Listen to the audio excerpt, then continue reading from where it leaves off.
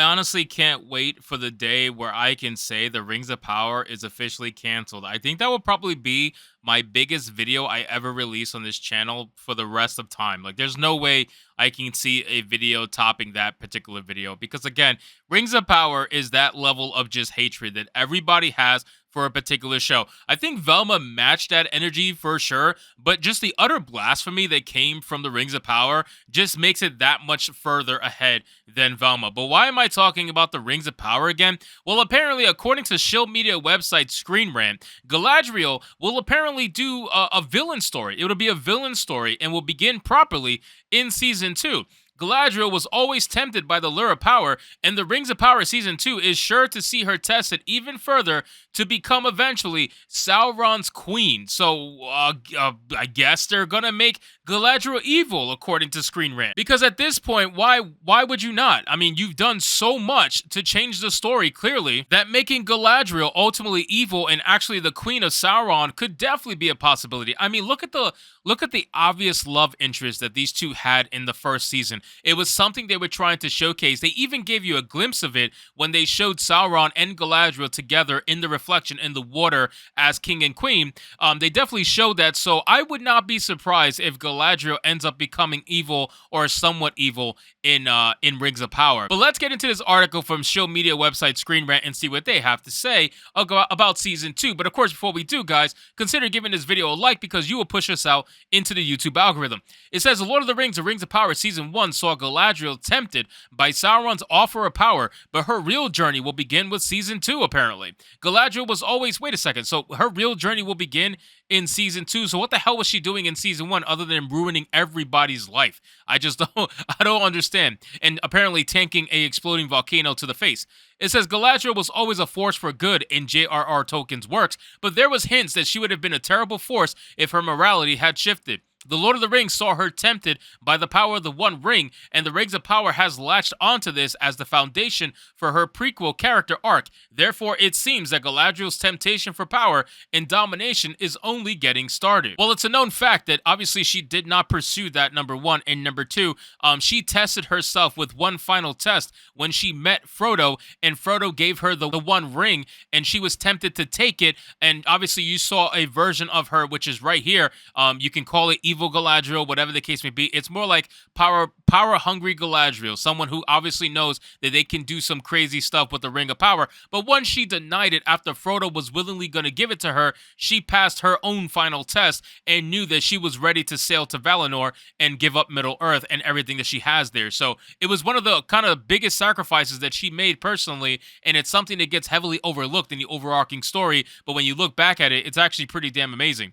It says, in Tolkien's The Silmarillion, Galadriel's backstory details how she constantly desired to rule in Middle-earth. She was graceful, powerful, and moral, and uniquely qualified for it. Galadriel knew she could do great good in the world, and Middle-earth provided her ample opportunity to do so. Of course, The Lord of the Rings has always implied that its most powerful champions could have easily become Middle-earth's fiercest villains. Sauron and Saruman were meant to be good, and characters like Galadriel and Gandalf feared that they could go the same way and were always tempted by it. Now, that is true when it comes to Gandalf. He mentions multiple times to Frodo not to be tempted by the ring. He also mentions it to Bilbo because he eventually is revealed to be a ring bearer. So because he is a ring bearer, he himself knows the duties that a ring bearer must have and the temptations that they face every single day being a ring bearer. Now, you as a viewer are not knowing of this, obviously, if you just watched the movies, and even if you read the books, you are not knowing of this until later on. So again, it's something that is just, it's there, it's small, it's a subtle detail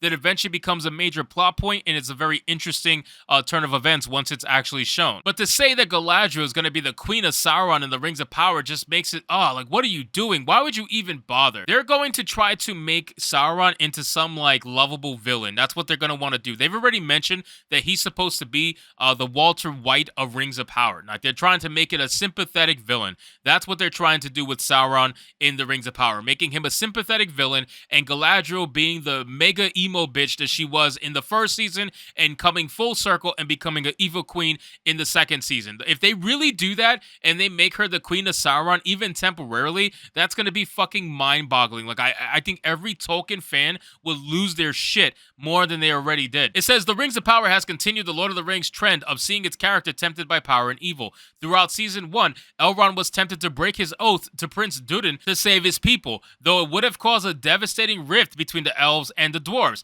In the case of Galadriel, she was heavily tempted throughout the beginning of Rings of Power story. Her desire to return to Valinor caused her to second-guess her vow to continue her brother Finrod's quest. Then, after learning that Halbrand was Sauron, she was tempted to accept his offer of power in domination. Galadriel differs greatly from her Lord of the Ring counterpart. Well, at least you were able to admit it, Screen Rant, because damn, I know you didn't do that during the actual Rings of Power episodes when they came out.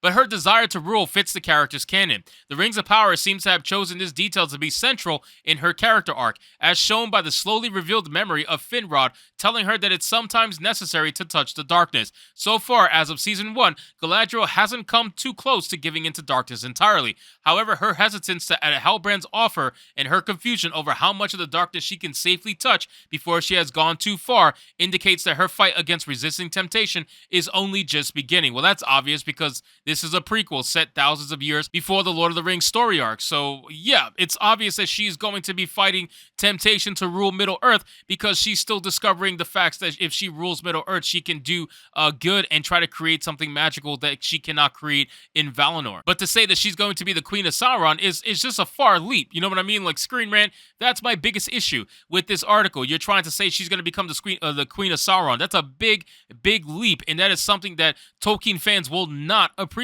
if that happened. And it just goes to show that they are taking the story completely through the woods and changing up everything, which was one of the main complaints in the first season to begin with. So if they were to double down on that and make a major change like that, you best believe there's going to be a massive uproar, and that's even considering if people are still even bothered to be mad about this show even existing anymore. A lot of people have given up on the show completely. We found out in another article that I did a video on that only 30-some-odd% of people actually finished The Rings of Power. 2/3 of the viewers gave up on the show and didn't even bother finishing it. That says a lot about the TV show. It says Galadriel's conversation with Finrod about the Lure of Darkness is an invention of Rings of Power and never happened in J.R.R. Tolkien's work. However, there is evidence in canon to support the character arc developed by the Prime Video series. The most obvious is Galadriel's temptation by the One Ring when Frodo came to Lothlorien in The Lord of the Rings. She was offered the ring's power outright, and though she knew it was evil and could not be used for good, she was tempted to accept it and rule Middle-earth as a terrible and beautiful queen, which is exactly what I talked about earlier in this video.